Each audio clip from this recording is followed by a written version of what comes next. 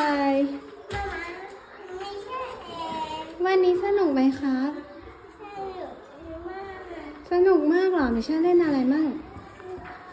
เล่นนี้ระบายสีได้ขับไปเล่นนอก แล้วเล่นกับ ไปเดอร์ เหรอสไลเดอร์เหรอแล้วได้กินอะไรไหม กินโยเกิร์ต โอ้โยเกิร์ตเลยเหรอ โยเกิร์ตที่มันเป็นสีแดง สีแดงเลยเหรอแล้วมีผลไม้ไหม มี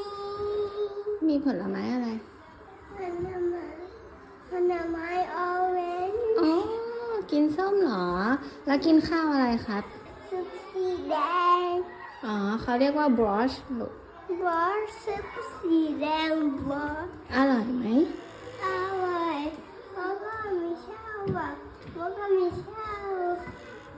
ให้แบบนี้มันให้หยดตา หยดตา